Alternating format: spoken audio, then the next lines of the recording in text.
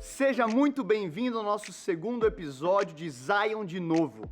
E hoje nós teremos uma releitura da série O Fluir Transbordante com o nosso pastor Teófilo Hayashi. A gente está falando de dízimo e eu tenho certeza que você vai ser muito abençoado. Então pega aí o teu caderno de anotação e vamos mergulhar na palavra.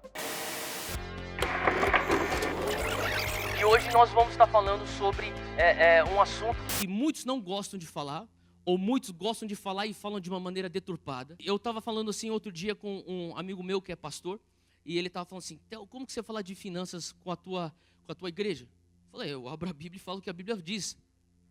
Mas como assim, você não tem um certo... Assim, eu penso que quando eu disse sim ao ministério, eu disse sim a pregar a Bíblia. E se eu falar sim a pregar a Bíblia, eu não consigo escapar de não falar sobre finanças. Só na Bíblia existem 255 versículos diretamente relacionados a finanças.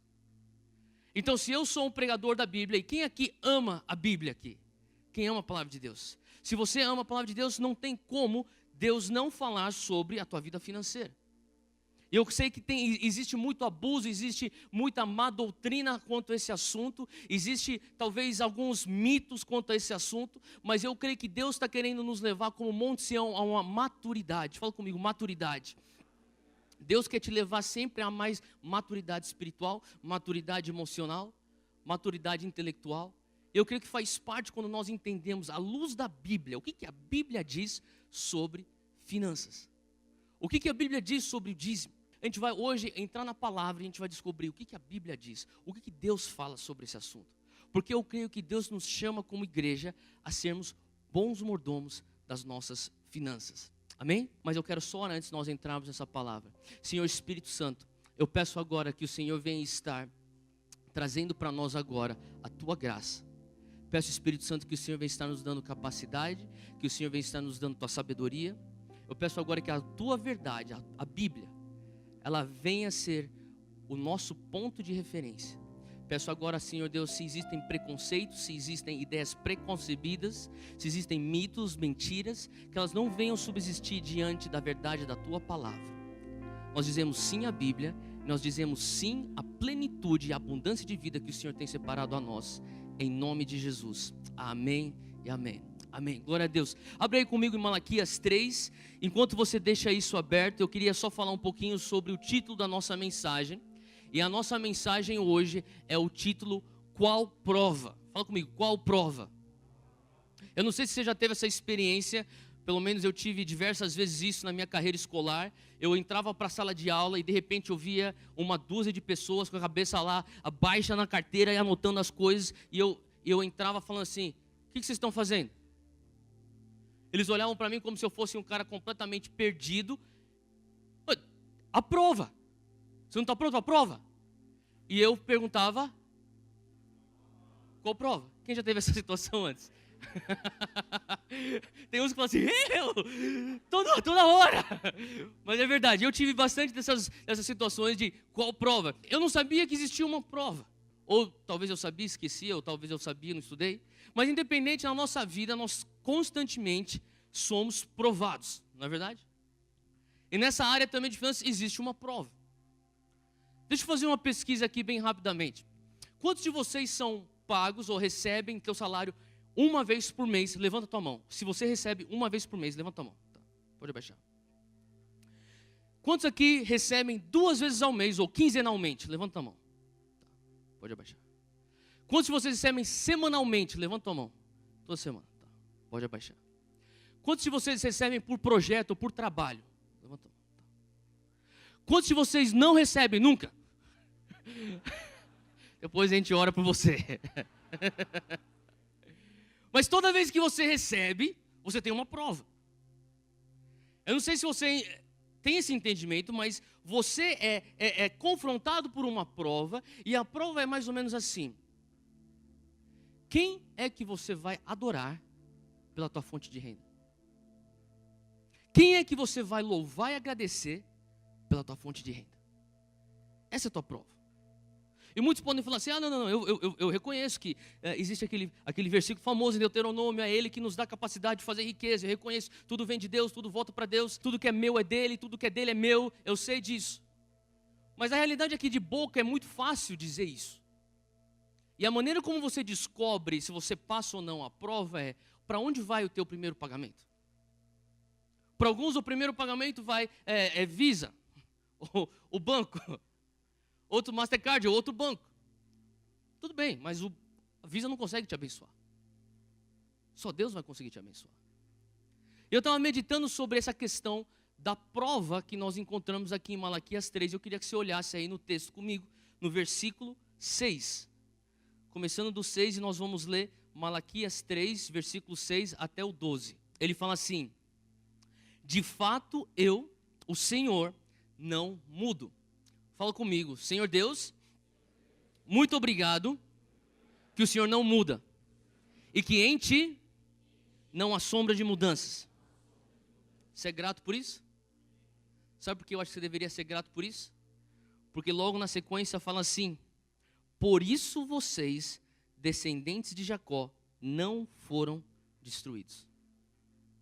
Em outras palavras, eu fiquei pensando, Deus, por que que a tua Bíblia, a tua palavra diz, de fato, o Senhor Deus não muda, e por isso é que nós não somos consumidos ou destruídos?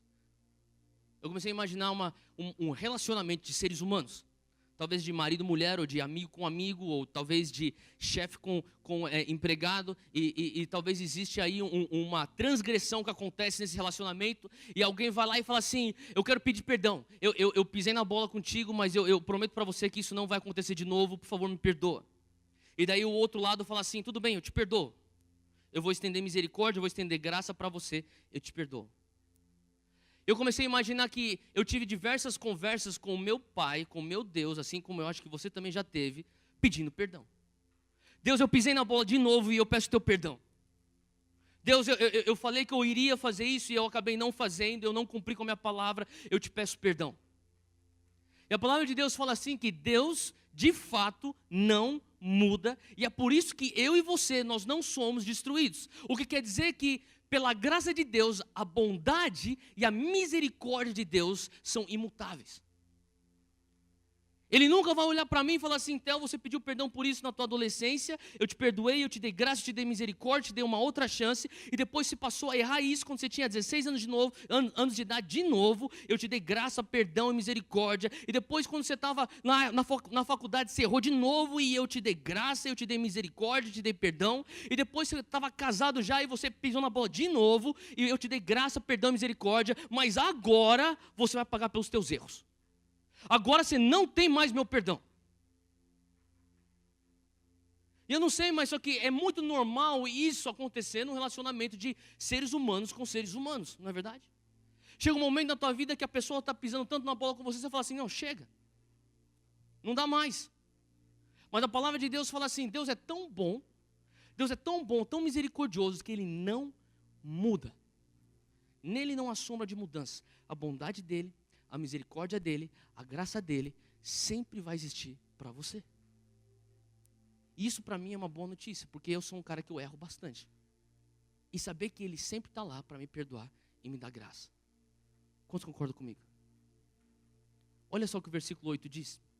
Ele continua dizendo, ou melhor, versículo 7. Desde o tempo dos seus antepassados, vocês se desviaram dos meus decretos. Se você puder, sublinha aí no versículo 7 a palavra decretos. Em algumas traduções está escrito ordenanças, outras traduções diz estatutos. O que quer dizer decretos, ordenanças ou estatutos? Nada mais, nada menos do que princípio comum de comportamento. Então, se você puder, sublinha aí, faz uma setinha para fora do teu texto, escreve aí, princípio comum de comportamento. É isso que ele está falando. Vocês fugiram daquele princípio comum de comportamento. Olha só, versículo 7. Desde o tempo de seus antepassados, vocês se desviaram dos meus decretos, não lhes obedeceram. Voltem para mim e eu voltarei para vocês, diz o Senhor dos Exércitos. O livro de Malaquias inteiro, o tema é volte para mim. É Deus falando para Israel, Israel, vocês se desviaram de mim, volte para mim, eu estou aqui, eu estou te esperando, volta para mim. É isso que o livro de Malaquias é o tema desse livro. Versículo 7 ainda diz assim: mas vocês perguntam, como que nós voltaremos? Versículo 8, a pergunta continua: pode um homem roubar a Deus? Contudo, vocês estão me roubando. E ainda perguntam, como é que te roubamos? E está bem claro aqui, diz, nos dízimos e nas ofertas. Vocês estão debaixo de grande maldição. Vocês estão amaldiçoados, ele está falando aqui. Porque estão me roubando, a nação toda está me roubando. Versículo 10. Tragam o dízimo todo ao depósito do templo ou à casa do tesouro, que seria a tesouraria da igreja, para que haja alimento em minha casa. Ponham-me à prova. Aqui está a prova. Diz o Senhor dos Exércitos: e vejam se eu não vou abrir as comportas dos céus e derramar sobre vocês tantas bênçãos que nem terão onde guardá-las. Impedirei que pragas devorem suas colheitas e as videiras nos campos não perderão o seu fruto, diz o Senhor dos Exércitos. O que quer dizer aqui esse versículo 11? O versículo 11 basicamente está falando assim: eu vou fechar a porta de trás. Ah, mas eu tenho uma porta da frente que é bem grande, eu tenho muita coisa entrando, mas o Senhor está falando assim: eu posso fechar a tua porta de trás. Tem muita gente que tem uma porta da frente muito grande e tem uma porta de trás maior ainda, e não importa quanto que você está deixando entrar na tua casa, está saindo muito mais. Então você sempre está no negativo. É aí que ele está falando. Eu vou impedir que as pragas devorem suas colheitas. Eu vou impedir que as videiras nos campos percam o seu fruto, diz o Senhor dos Exércitos. Então todas as nações os chamarão felizes, porque a terra de vocês será maravilhosa, diz o Senhor dos Exércitos. Agora, eu queria que você parasse para pensar um pouco sobre esse texto que talvez muitos de vocês já leram, você conhece, e talvez é o texto mais conhecido acerca de dízimo. E uma das coisas que eu tenho no meu coração é, eu creio muito forte que Deus é bom. Eu não sei você, mas eu creio muito forte que Deus é bom. Quantos de vocês creem que Deus é bom? Amém. E sabe, eu tenho passado por um processo com Deus, onde eu sei que na teoria, você falar que Deus é bom é muito fácil. Até uma tragédia acontecer bem perto de você. Até uma coisa devastadora aconteça dentro do teu lar, ou até alguma coisa devastadora aconteça perto de você, e você então é confrontado com aquela pergunta: será que Deus realmente é bom? E eu creio que Deus está querendo trazer nos dias de hoje uma revelação da bondade dele. Porque eu realmente creio também o que está escrito lá em Romanos, que é a bondade de Deus que nos leva ao arrependimento. Tem muitas pessoas que pensam que é a acusação que vai levar alguém para o arrependimento. Não é. Eu creio no Evangelho que uma pessoa vai ser tão constrangida pela bondade de Deus, vai ser tão constrangida pelo amor de Deus, que ela fala: não tem como eu dizer não a esse amor. Não tem como eu dizer não a essa bondade. E eu estou falando aqui sobre a prova, e você olha aqui no versículo 10, o Senhor está falando assim: ponha-me à prova. E hoje eu tenho 3 pontos para falar.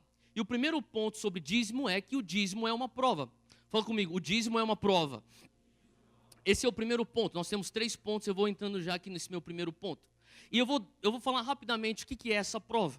E eu vou falar para você como que essa prova tem tudo a ver com a bondade de Deus na tua vida.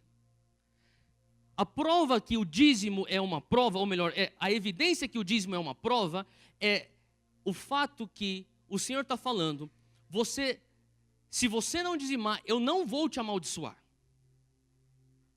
Sabe, muitas pessoas pensam: eu vou dizimar porque senão Deus vai ficar bravo comigo, vai tacar uma maldição sobre minha vida. Eu não vi nada disso nesse texto. E se você for analisar, não está escrito isso nesse texto. Mas muitas pessoas estão falando por aí: se você não dizimar, Deus vai te amaldiçoar. A realidade é que quando você fala uma coisa dessa, você traz uma imagem de um Deus carrasco ao mundo. E eu não sirvo um Deus carrasco. O meu pai não é um Deus carrasco. A realidade é que Deus, ele é tão bom, e ele nos ama tanto, e tanto quer que você venha experimentar esse fluir transbordante, que ele fala: sem você dizimar, você já está debaixo de uma maldição. E eu quero transformar essa tua maldição em bênção. Então eu vim com esse conceito, esse princípio, essa verdade, chamada dízimo, que pode transformar a tua vida de uma maldição para dentro de uma bênção. Faz sentido o que eu estou falando? É mais ou menos você olhar um copo que está metade cheio. E você pode falar: esse copo está metade cheio. Outra pessoa pode falar: não, esse copo está metade vazio.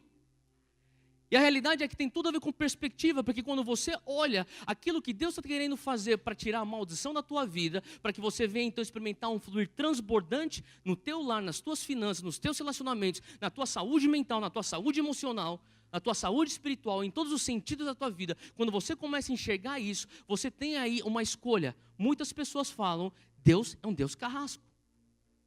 Ou você pode falar assim, Deus, eu creio que tu és bom, mesmo que eu não entenda como que isso acontece. E a prova é a seguinte, será que, e se você puder, anota isso, porque essa aí é a pergunta da prova. Todo mês, quando você recebe, ou toda semana, ou quinzenalmente, a tua prova é, será que os teus 90% com a bênção de Deus vai mais longe do que 100% sem a bênção de Deus? Essa é a prova. Será que os meus 90% com a bênção de Deus vai mais longe do que o meu 100% sem a bênção de Deus? Então eu quero pôr bênção de Deus nas minhas finanças. Dá para Deus o que já é dele. E naqueles 90% ele descansa a bênção dele. Mas não faz sentido como que 90% vai alcançar mais do que 100%. Eu digo para você, não faz sentido a bondade de Deus. Não faz sentido você ter alguém do teu lado que você ama, morrendo de câncer, e você olhando para aquela pessoa e ao mesmo tempo você crendo, Deus é bom. Porque eu creio que Deus está querendo trazer para nós uma habilidade para lidar com o mistério. Se você realmente crê que Deus é bom, se você realmente acredita na bondade de Deus, que é imutável, você tem que conseguir dizer sim a essa pergunta. E a pergunta é a seguinte: você está disposto a amar um Deus que você não compreende plenamente? Se você não está disposto a amar um Deus que você não consegue compreender plenamente, você nunca vai acreditar na sua essência, lá no cerne, que Deus é bom. Porque mais cedo ou mais tarde a vida vai jogar para você uma situação onde algo trágico vai acontecer, onde uma tribulação temporária vai vir de encontro com a tua vida, e naquele momento você vai olhar e falar assim, Deus, como? Não faz sentido, se o Senhor é bom, eu estou passando por isso. Eu falo para você que não faz sentido muitas coisas, mas aquilo não pode afetar a verdade que Deus é bom. Se você fala assim, eu acredito que Deus é bom, então basicamente você está falando assim, eu estou disposto a amar um Deus que eu não vou compreender plenamente. Até porque, deixa eu abrir um parênteses, se você conseguir compreender a Deus plenamente com a tua cabeça, Deus se resume ou se restringe ao tamanho da tua cabeça. E você pode ser um cara muito cabeçudo, mas mesmo assim, Deus é maior do que a tua cabeça grande. Eu não quero servir um Deus que se encaixe no meu cérebro. Não faz sentido eu servir um Deus que faz tudo sentido no meu raciocínio, senão eu deveria então adorar os meus professores na minha faculdade, no meu mestrado, meus doutores de lei. Eu adoro vocês, porque vocês explicam coisas que eu não sei e eu pago dinheiro para você me ensinar. Então, obviamente, aquilo que você fala, aquilo que você ensina faz sentido para mim e o meu raciocínio é meu Deus. Agora, se você falar assim, não, eu quero servir um Deus, que é Deus, acima de tudo, o Criador dos céus e da terra. Esse Deus só te convida para você servir Ele, se você conseguir abraçar mistério. E é justamente quando você fala assim, Deus, eu não entendo o que está acontecendo ao meu redor. Você tem que abraçar que vai ter coisas na tua vida que você nunca vai ter as respostas, até você chegar em glória. E sabe, eu creio que quando você fala assim, Deus, eu creio que Tu és bom, tem coisas que são mistérios, eu não vou entender. Você está falando assim para Deus, eu entendo também que o Senhor pôs Eclesiastes 3:11, a eternidade no nosso coração. E o Senhor nos chama também a ter um olhar eterno para as coisas, mesmo sendo sofrimentos temporários e terrenos.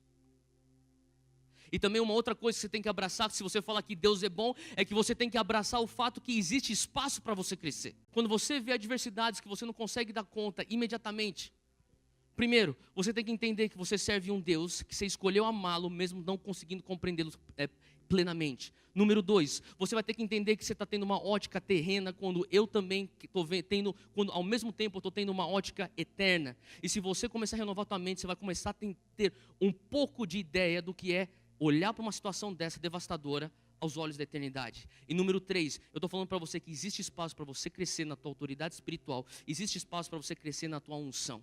Faz sentido o que eu estou falando? Isso tudo não anula o fato que Deus é bom.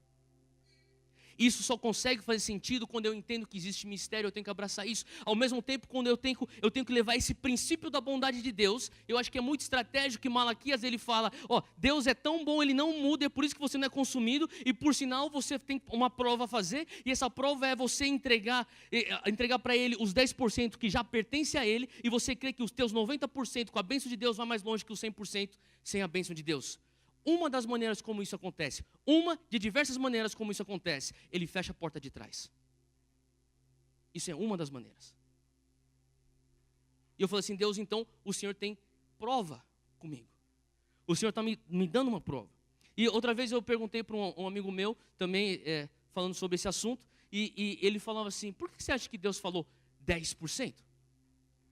Por que você acha que Deus falou dízimo? E só fazer um parênteses aqui, tem pessoas que pensam, será que dízimo tem que ser 10%? Bom, se fosse 11%, seria ôncimo. Obviamente que dízimo é 10%. Se você pega a palavra no hebraico, no original do texto, fala comigo, mashá, quer dizer 1/10. É isso que Deus está falando, é 1/10. E eu comecei a meditar, falei assim, acho que é justo ser 10%.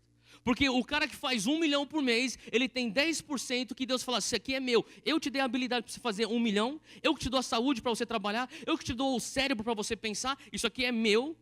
É Ele que nos dá a habilidade de fazer riqueza. 10% é meu e eu estou depositando bênção sobre os 90% que eu te empresto nesse mês.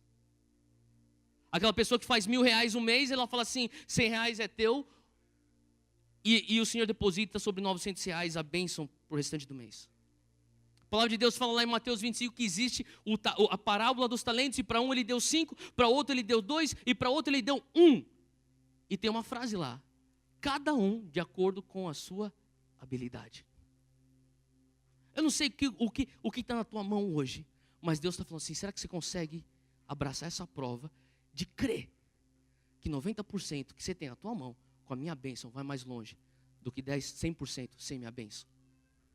E a palavra de Deus fala sobre o número 10. E se você for estudar na Bíblia o número 10, desde Gênesis até Apocalipse, você vai ver que 10 tem muito a ver com prova.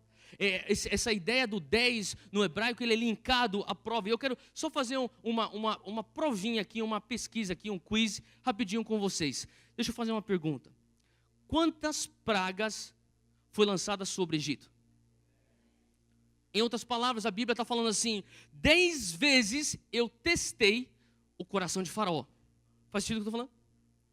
Então, existe, nesse texto de Êxodo, houve então aí um link entre o número 10 e a questão da prova. Eu creio que isso é um tema que corre ao longo da Bíblia. Vou te dar um outro exemplo. Quantos mandamentos recebeu Moisés? 10. Em outras palavras, Deus está falando assim, eu estou te dando 10 provas aqui. Não adulterarás, não roubarás, não mentirás, não cobiçarás, honrarás teu pai e tua mãe. Ele está dando 10 provas para o nosso coração.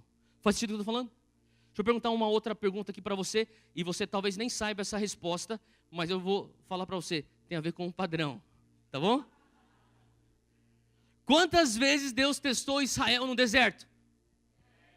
10. Números 14, você abre lá em Números 14, você vai ler, 10 vezes Deus testou Israel. Quantas vezes o salário de Jacó foi mudado? 10 vezes Deus testou o coração de Jacó para ver se o coração dele estava no lugar certo. Ele altera o salário de Jacó 10 vezes. Quantos dias foi Daniel testado? 10 vezes, 10 dias ele foi testado. Cada dia ele teve um teste. Quantas virgens foram testadas em Mateus 25? 10 virgens. Quantos dias de prova está em Apocalipse? Existe esse tema de 10 com prova. E a coisa interessante é que nesse texto, o Senhor fala assim, essa prova, ela é uma prova de mão dupla. Tem a minha prova para você. E daí olha só, Malaquias 3:10, que eu quero ler rapidinho, se você tem ele aberto, acompanha comigo. Tragam o dízimo todo ao depósito do templo, para que haja alimento em minha casa. Olha o que Deus fala. Ponham-me à prova, diz o Senhor Deus dos exércitos, e veja se eu não vou abrir as comportas dos céus e derramar sobre você tantas bênçãos que nem terá onde guardá-la. O que ele está falando aqui? Isso aqui é uma prova que você faz comigo. Isso aqui é uma prova que eu faço com você. É o único lugar na Bíblia que você vai encontrar Deus te convidando a prová-lo. É o único lugar na Bíblia que você vai encontrar Deus falando assim, me testa. Não porque Ele está falando assim, num tom desafiador. Vem em mim, vem para você ver que você vai receber. Não é isso que Ele está falando. É porque Ele está tão ansioso para te abençoar. Porque eu creio que Ele é bom. Theo, como que meu 90% vai mais do que meu 100%? Não sei. Eu não consigo te explicar. Eu não consigo te explicar na ponta do lápis. Mas uma das coisas que tem me encorajado foi conhecer alguns, até homens que são autoridades no mundo financeiro, no mercado financeiro, que são tementes a Deus. E eu já fiz perguntas dessas para alguns deles e falo, como que isso acontece? Eles falam, isso vai além da lei econômica. Mas acontece. Homens de Deus que são dizimistas, que estão pondo esse princípio em prática. Esse é o primeiro ponto que nós temos hoje, que o dízimo é uma prova. E o segundo ponto é que o dízimo é bíblico. Fala comigo, o dízimo é bíblico. E muitas pessoas têm falado sobre, mas será que isso aí é bíblico? Porque isso aí era da época da lei, nós não estamos mais na época da lei, e nós estamos na graça, isso aí era a época de Moisés. Quantos de vocês já escutaram essa conversa? Tá. E talvez você fale assim, mas isso aí não faz sentido para mim hoje, porque nós não estamos mais debaixo da lei. Deixa eu falar uma coisa para você. Existem muitas coisas que foram instituídas durante a lei, que nós praticamos até hoje, e você seria louco de pensar, se você não praticasse isso, você não seria a pessoa colhendo as consequências dessa prática. Por exemplo, não adulterarás. Isso estava debaixo da lei. Não roubarás. Isso estava debaixo da lei. Não mentirás. Isso também estava debaixo da lei. Você seria maluco de falar, Theo, eu sou um crente, eu estou debaixo da graça, eu sou debaixo da nova aliança, e aquilo que está escrito lá, que eu não devo cobiçar, isso aí é coisa da lei, eu não estou na graça, eu posso cobiçar à vontade.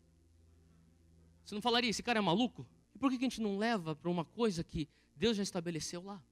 Agora, se você pensa que o dízimo é da lei, você está enganado. Abre aí comigo em Gênesis 14, versículo 18. Então Melquisedeque, rei de Salém, deixa eu fazer aqui um adendo aqui. Melquisedeque aqui, ele é um homem, ele é um rei, que muitos julgam ser o anjo do Senhor. O que quer dizer o anjo do Senhor? O anjo do Senhor com A maiúsculo, com S maiúsculo, significa Jesus. É uma teofania de Jesus aqui. E muitos dizem que a maior evidência disso é que eles não conseguem achar a genealogia de Melquisedeque, rei de Salém. Então isso aqui é basicamente uma figura de Cristo, um tipo de Cristo. E fala assim, então Melquisedeque, rei de Salém e sacerdote do Deus Altíssimo, trouxe pão e vinho, aqui tem a figura da Santa Ceia antes da lei, e abençoou Abrão que é o nosso pai espiritual, dizendo, bendito seja Abrão pelo Deus Altíssimo, Criador dos céus e da terra, e bendito seja o Deus Altíssimo que entregou seus inimigos em suas mãos. E Abrão lhe deu o quê? O dízimo de tudo. Agora eu quero que você entenda uma coisa. Isso está acontecendo 500 anos antes da lei de Moisés. Abrão, ele aparece em cena 500 anos antes de Moisés. Obviamente, Abrão não está debaixo da lei. Existe também o relato bíblico de Abel dando o seu dízimo. E Abel, 2.500 anos antes da lei de Moisés. Agora, olha só esse outro texto. Vai lá um pouquinho mais para frente, em Gênesis 28, versículo 20. Ele fala assim, então Jacó fez um voto dizendo, se Deus estiver comigo, cuidar de mim nesta viagem que estou fazendo, prover-me de comida e de roupa, e levar-me de volta em segurança à casa de meu pai, então o Senhor será o meu Deus, e esta pedra que hoje coloquei como coluna, servirá de santuário de Deus, e de tudo que me deres, certamente te darei o quê? Isso aqui é Jacó, 400 anos antes da lei. Então você tem aí Abel, 2.500 anos da lei, dizimando. Você tem Abrão, 500 anos antes da lei, dizimando. E você tem Jacó, 400 anos antes da lei, dizimando. E aí, finalmente, nós chegamos em Levítico 27. Abre comigo aí, Levíticos 27. E nós estamos agora na lei. Isso aqui é Moisés. Então, aqui é a lei de Moisés, Levítico 27, versículo 30. Diz assim, todos os dízimos da terra, seja dos cereais, seja das frutas, pertencem ao Senhor, são consagrados ao Senhor. Aí a primeira menção na lei de dízimo. Agora vai um pouquinho mais para frente para Deuteronômio 26, versículo 1. Continua sendo a lei de Moisés aqui e fala assim: quando vocês tiverem entrado na terra que o Senhor, o seu Deus, lhes dá por herança e dela tiverem tomado posse e lá estiverem estabelecidos, isso aqui é Canaã, apanhem alguns dos primeiros frutos de tudo que produzirem na terra que o Senhor, o seu Deus, lhes dá e ponha tudo numa cesta. Depois vocês deverão ir ao local que o Senhor, o seu Deus, escolher para a habitação do seu nome. Quer dizer aqui o santuário, ou o templo de Moisés, o santuário de Moisés. E fala assim: e dizer ao sacerdote que estiver exercendo o cargo naquela ocasião: declaro hoje ao Senhor, o seu Deus, que vim para a terra que o Senhor jurou aos nossos antepassados que nos daria. Agora pula lá para o versículo 12, 26, 12.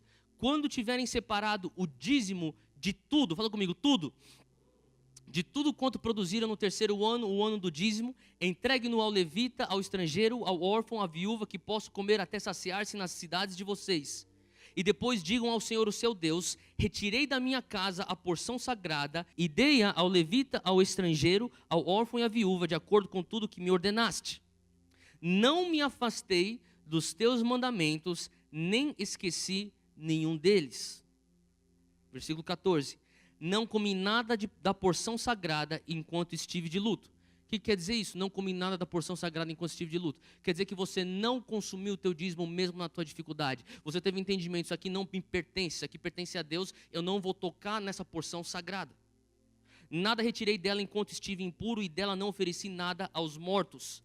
O que significa isso? Significa que é chocante, às vezes, frequência com que pessoas usam o dinheiro do seu próprio dízimo para pecar, para praticar impureza. É isso que está falando. Versículo 14, não terminamos ainda. Obedeci ao Senhor, o meu Deus, fiz tudo o que me ordenaste. Olha dos céus da tua santa habitação e abençoa Israel, teu povo, e a terra que nos deste, conforme prometeste sob juramento aos nossos antepassados, terra onde manam leite e mel. Você tem então aí relatos bíblicos: Abel 2.500 anos antes da lei, tem aí Abrão 500 anos antes da lei dizimando, Jacó 400 anos antes da lei dizimando, Moisés ordenando o povo de Israel na época da lei para dizimar. E deixa eu fazer uma pergunta para você: se Jesus aparecesse para você e olhasse para você e falasse assim: eu quero que você dizime, você dizimaria? Se Jesus pedisse isso para você, sim? E se ele pedisse isso com letras vermelhas? Olha só Mateus 23, 23. Fala assim: ai de vocês, mestres da lei e fariseus hipócritas. Ele está aí mais uma vez pegando pesado com os religiosos, com os legalistas.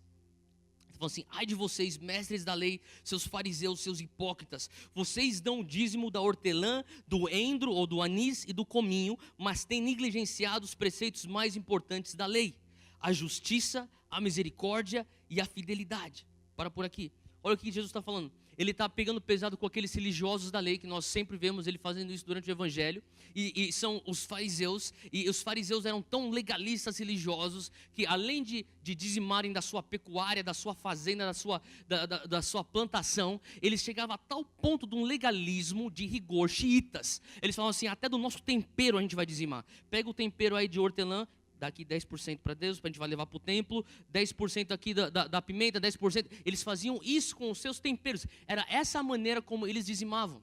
E Jesus ele pega pesado com essa religiosidade e fala assim: ó, vocês estão dizimando do hortelã, vocês estão dizimando do endro ou do anis, vocês estão dizimando do cominho, mas vocês estão negligenciando os preceitos mais importantes. Quais são os preceitos mais importantes? Olha o que ele fala: a justiça, a misericórdia e a fidelidade. E olha só o que Jesus termina falando: vocês devem, o que ele fala que vocês devem fazer? Você deve praticar estas coisas, sem omitir aquelas. Até, mas Deus está falando que a gente tem que só praticar justiça, fidelidade e misericórdia. Não.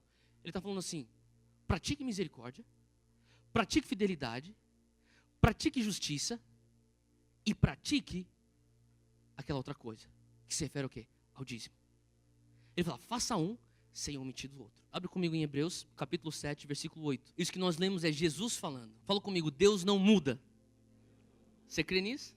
Hebreus 7:8 diz assim, no primeiro caso, o autor de Hebreus, que eu creio ser Paulo, ele fala assim, no primeiro caso, e se você for entender o contexto que ele está falando, quando ele fala sobre no primeiro caso, ele está falando aqui na terra. Só para você entender o contexto, ele está falando assim, no primeiro caso, ou em outras palavras, aqui na terra, quem recebe o dízimo são homens mortais. No outro caso, ou na eternidade, ou nos céus, quem recebe o dízimo é aquele de quem se declara que vive.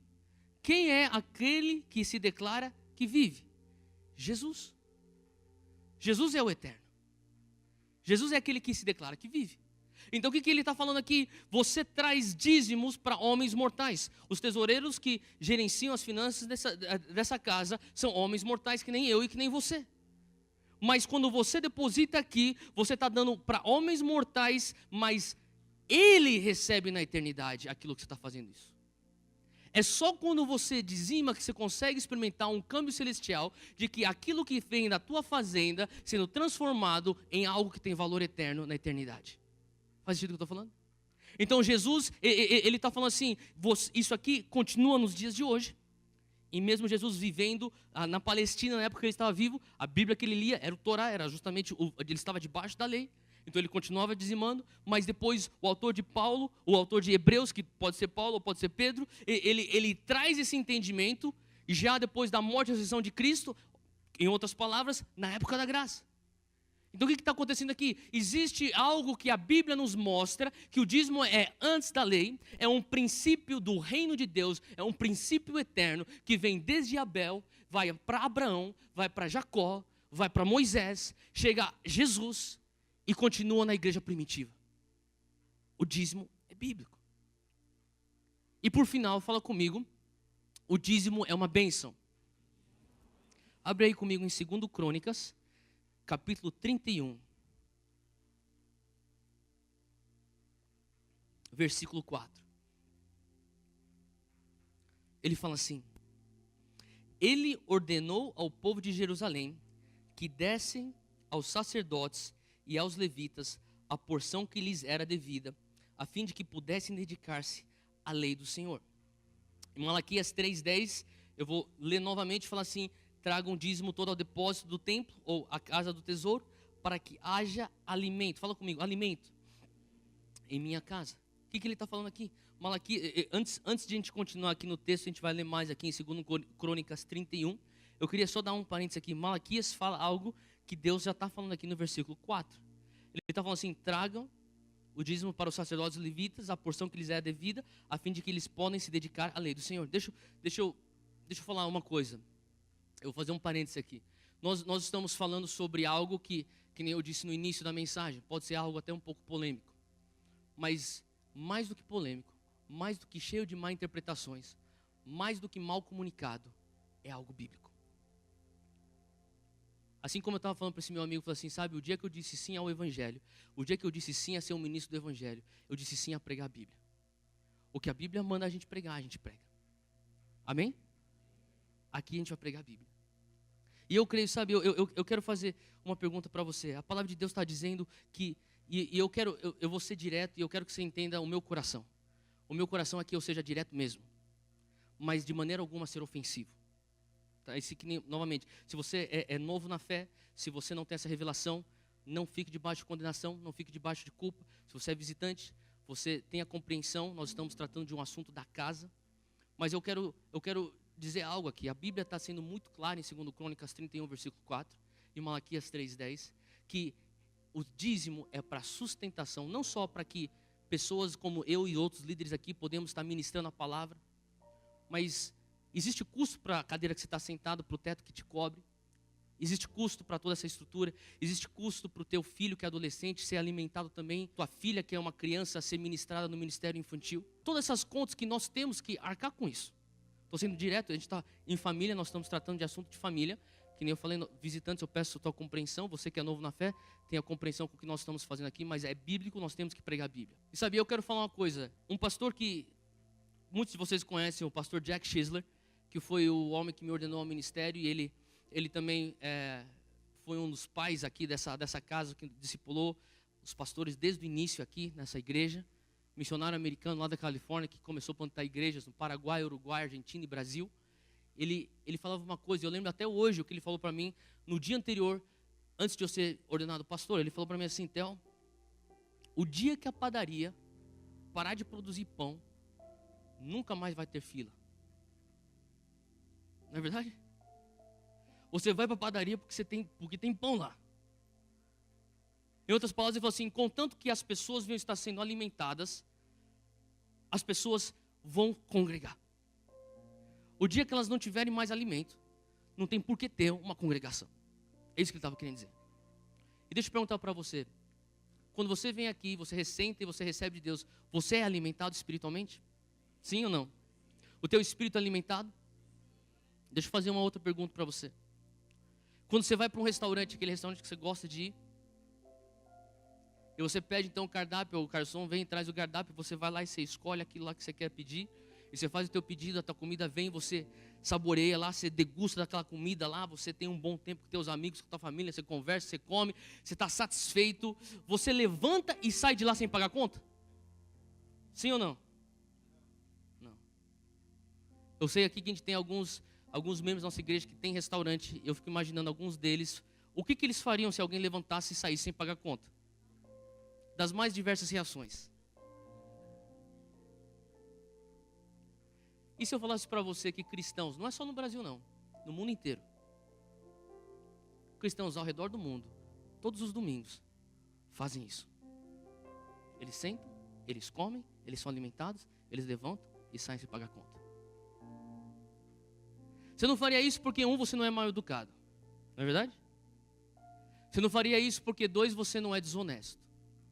E você não faria isso 3 porque você não quer se meter em encrenca. E eu começo, sabe, eu estou falando sobre isso porque não é porque nós estamos precisando de dinheiro. Está tudo certo, pela graça de Deus. Amém?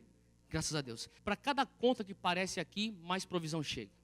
Pela graça de Deus. E eu digo assim que Monte Sião é uma das igrejas mais generosas. E nós vamos continuar sendo assim. Porque o nosso Pai é generoso e nós carregamos o DNA da generosidade. E Deus não quer só que você seja generoso com a tua obrigação do teu dízimo, tua oferta.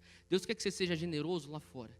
Que você pague para o teu pai, para tua mãe, que você pague para um amigo que está com necessidade, que você leve um primo teu para uma refeição e fale assim: dessa conta aqui, essa conta aqui é minha, eu vou pagar para você. Deus quer que nós venhamos viver um estilo de vida de generosidade. E eu quero falar outra coisa, sabe? Eu não estou falando isso, e eu falo em nome de toda a liderança aqui da Monte Sião. Nós não estamos falando sobre o ensinamento de dízimo e ofertas, porque nós estamos precisando quitar algumas contas. E se estivéssemos precisando, também continuaríamos falando. Porque é independente de necessidade que nós pregamos isso, é dependente apenas do fato que ele está na Bíblia, e por isso que nós pregamos isso. Mas eu quero só deixar esse fato claro, porque nós pregamos sobre isso para o teu próprio bem. Eu estou falando sobre o princípio do dízimo para a tua saúde financeira. Porque Deus quer abençoar você, Deus quer abençoar a tua família, Deus quer abençoar os teus filhos e os filhos dos teus filhos. Eu tenho tido o privilégio e a honra de poder estar viajando no Brasil e fora do Brasil, pregando e ministrando em alguns congressos e conferências e algumas igrejas. E de vez em quando eu vou para alguns lugares e eu recebo, talvez no final do culto, uma abordagem de um pai ou de uma mãe, talvez que tem idade para ser meu pai ou minha mãe. E eles falam assim: Theo, você ora pelo meu filho. Eu queria que o meu filho servisse a Deus que nem você. Você é tão jovem, você poderia estar fazendo isso, aquilo. Só que você está aqui servindo a Deus. Eu queria que você orasse pelo meu filho. Eu falo: com certeza, traz teu filho aqui, nós vamos orar. E às vezes o filho está lá naquele lugar, ele vem, a gente ora. Às vezes vem uma senhora e fala assim: Theo, por favor, minha filha está longe de Deus. Eu queria que você orasse pela minha filha. Às vezes traz até foto. Põe a mão em cima da foto. Se isso aí funciona, amém. A gente põe a mão em cima da foto e ora. É a fé que faz. Às vezes a pessoa fala assim: você consegue lembrar o nome do meu filho? É esse. Você ora por ele? Eu falo assim: eu vou fazer o meu máximo para lembrar, e se eu lembrar eu vou orar por ele sim. E eu acredito muito, muito mesmo, que uma oração pode transformar uma vida, que uma oração pode fazer um milagre numa família. Eu acredito que você que tem um filho ou uma filha longe dos caminhos do Senhor, e você entrou hoje clamando, falando assim: Deus, eu quero que o Senhor resgate meu filho, eu quero que o Senhor está alcançando minha filha que está presa em drogas, ou esteja presa num vício, ou seja, qual for a situação. Eu creio que a oração tem poder, e ela resgata, ela cura, ela restaura. Eu creio nisso. Mas de vez em quando eu tenho vontade de pegar um pai e uma mãe e falar assim: sabe de uma coisa? Eu não sou só fruto de oração. Eu sou fruto de oração. Mas eu não sou só fruto de oração. Eu quero que você entenda um negócio. Eu não sou uma pessoa que alguém orou e bum, aconteceu. Você está me olhando aqui, provavelmente eu sou a pessoa que menos pode tomar crédito daquilo que Deus está usando para fazer na minha vida.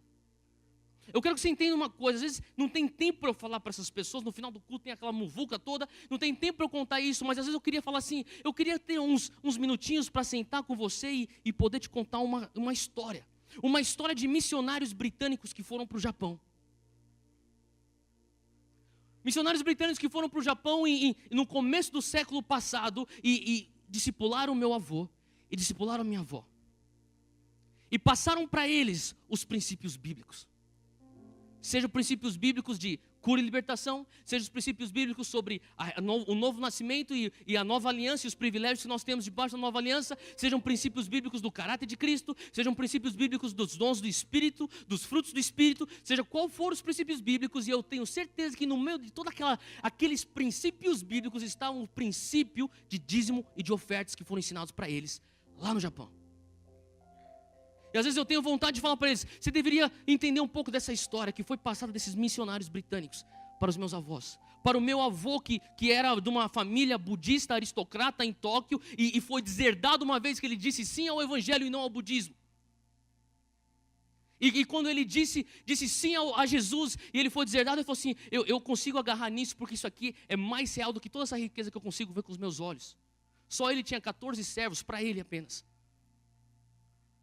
E quando ele olha e fala assim, esse ouro desse mundo, eu lembro quando eu era pequeno, ele morreu quando eu tinha 18 anos de idade, ele falava assim, esse ouro desse mundo não perde o brilho quando você começa a ver a eternidade.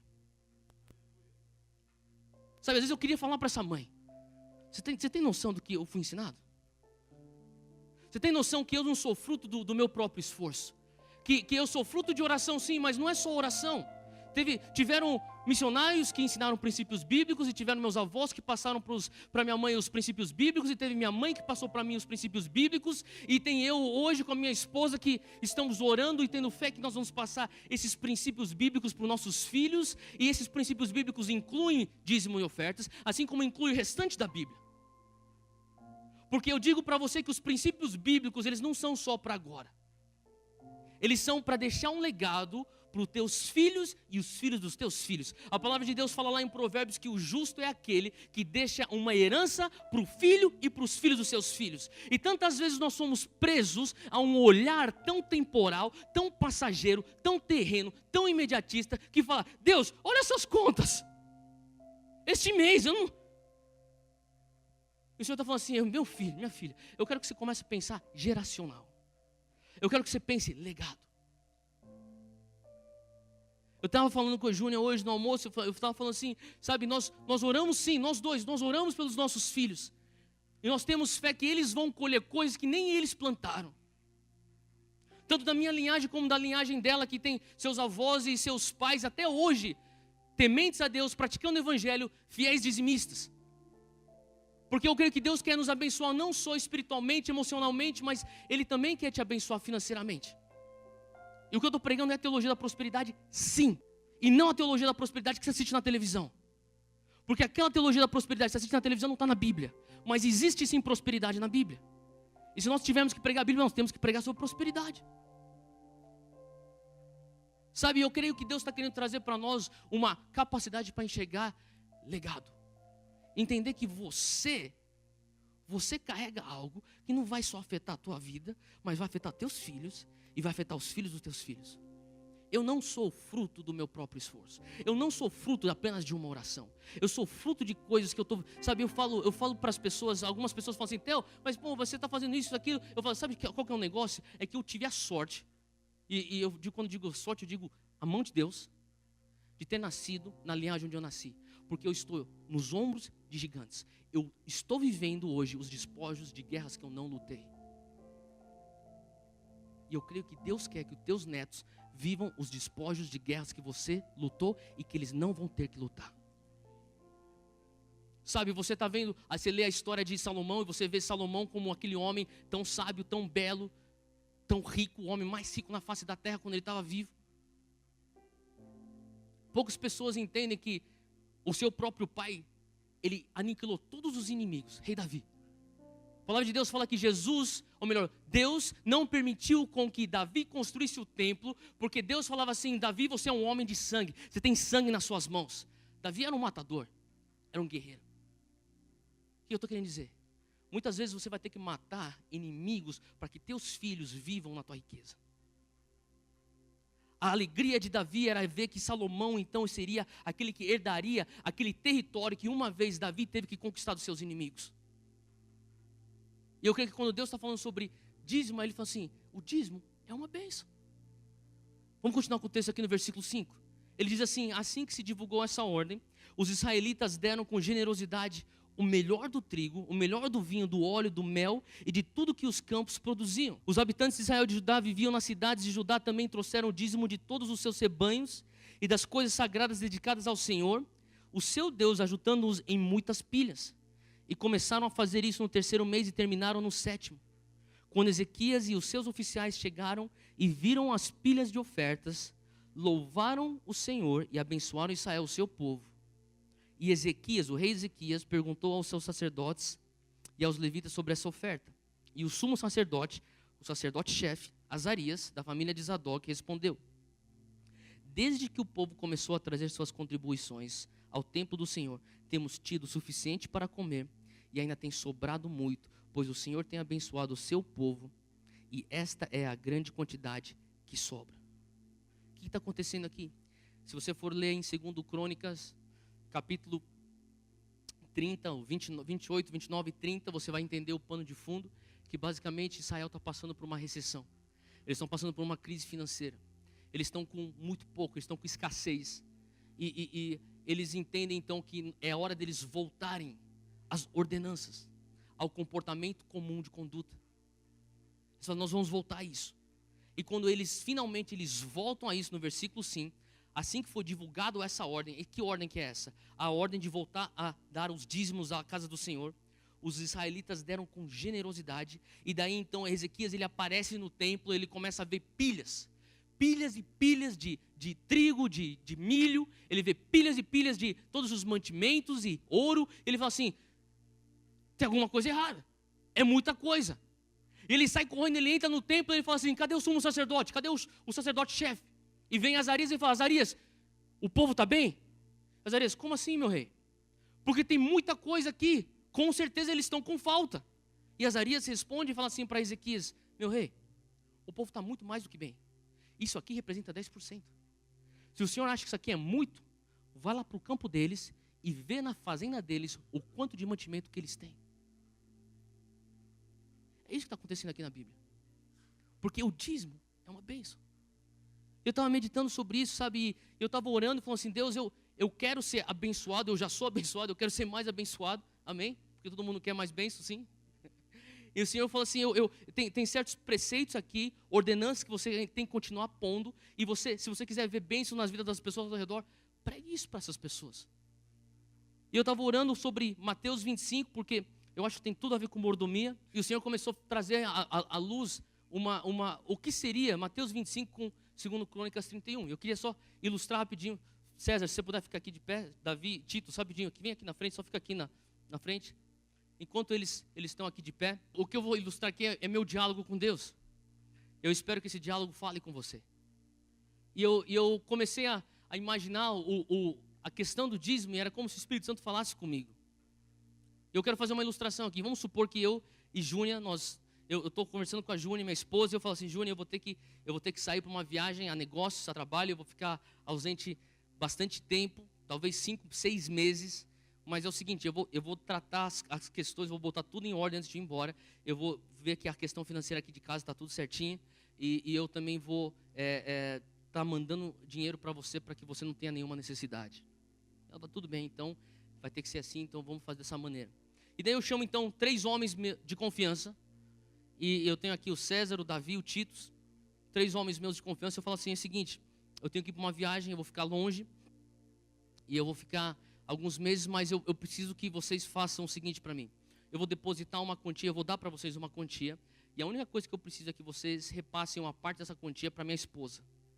Então eu vou ficar longe, por favor, cuide da minha esposa. Eu não quero que ela passe nenhuma necessidade, eu quero que ela esteja cuidada. E eu falo assim: eu vou dar 10 mil reais para você todo mês, 10 mil reais para você e 10 mil reais para você. Calma, Davi, é só uma ilustração, tá bom? Só uma ilustração. Vamos lá. E eu começo então 1 mês, 2 meses, 3 meses, depois eu ligo para minha esposa e a Júnia atende o telefone e eu falo, Júnia, como é que estão as coisas em casa? Ah, tá tudo certo. E eu faço várias perguntas, daí eu pergunto, como é que estão as finanças aí em casa?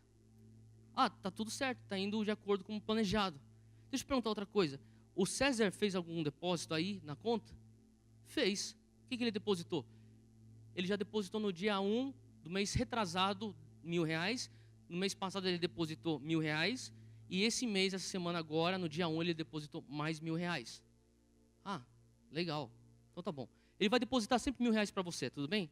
Tá bom, então conta com isso no orçamento, tá bom. Deixa eu perguntar outra coisa, o Davi, ele depositou alguma coisa para você? Então, eu achei estranho, né, porque o Davi depositou R$2.000, 3 meses atrás, depois, mês passado, depositou R$2.000, e agora, no dia 1 desse mês, ele depositou mais R$2.000. Uau, mas eu pedi só R$1.000 para ele depositar. Eu não sei, mas caiu aqui R$2.000. Estranho. Deixa eu perguntar outra coisa. E o Titus, ele depositou alguma coisa? Ele depositou R$700 no primeiro mês, R$400 no segundo mês. Ó, esse aqui é uma ilustração. Quem conhece o Titus sabe que ele é um dos caras mais generosos que nós temos aqui na igreja, não é verdade? É verdade. Por isso que eu peguei nele, o pé dele. Eles também são generosos. Estou me enrolando, mas vamos lá. 700 no primeiro mês, 400 no segundo mês, e esse mês? Nada. Como que eu me sinto? Eu falaria para eles o seguinte, Titus, eu estou te dando R$10.000. A única coisa que eu estou pedindo para você é você dar R$1.000 para minha esposa, e você fica com os teus R$9.000, você faz o que você quiser com os teus R$9.000. Só estou pedindo para você fazer uma coisa, só dá R$1.000 para ela. Só cuida dela para mim. E por sinal, nesse 4º mês eu não vou mais fazer o depósito de R$10.000 na tua conta. Porque você está provando para mim que você não é de confiança. Porque nós tínhamos um trato aqui. Eu vou pegar aqueles R$10.000 que normalmente iria para a tua conta, eu vou espalhar e dividir isso nas contas do César e do Davi. Pode sentar. Faz sentido o que eu estou falando? Agora deixa eu perguntar uma coisa. Quem é a noiva de Jesus? Jesus, ele fala assim, eu estou saindo aqui, eu vou embora, eu vou preparar um lugar para vocês, um dia eu volto. Mas nesse ínterim eu quero que você cuide da minha noiva. Quero que você cuide da minha igreja. E se eu disser para você que o dízimo, ele é mais pessoal para Jesus do que você imaginava? Faz sentido o que eu estou falando? Deus está querendo trazer essa revelação para nós, porque Ele quer nos abençoar. Que nem eu falei, nós falamos disso porque é algo bíblico, é algo que está na palavra, é algo que Deus pôs como princípio e Deus quer que seja estabelecido para a nossa própria bênção. Família Zion, tenho certeza que você foi muito abençoado ao longo dessa pregação. 3 pontos recapitulando aqui. O dízimo é uma prova. Nós acreditamos que 90% com a bênção do nosso Pai vai mais longe do que 100% sem a bênção dele.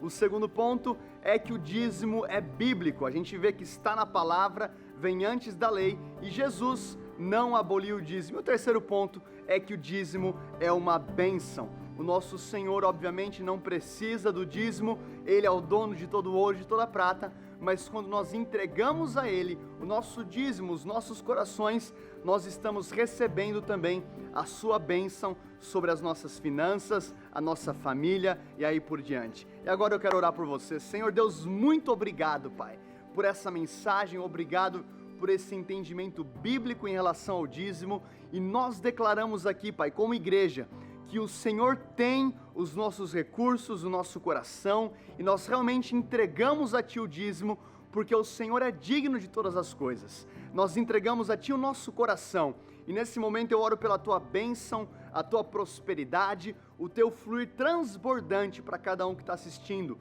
Eu peço para que o Senhor venha abrir as portas, abrir, Pai, também oportunidades de emprego, trazendo provisão sobrenatural, estratégias, ideias disruptivas. Eu peço para que o Senhor venha abençoar as finanças de cada um dos meus irmãos. E, Pai, nós clamamos para que o Senhor nos dê cada vez mais um coração generoso, um coração entregue ao Senhor, um coração que realmente faz parte daquilo que o Senhor tem feito no Brasil e nas nações. As nossas vidas pertencem a Ti. Nós Te amamos, em nome de Jesus. Amém.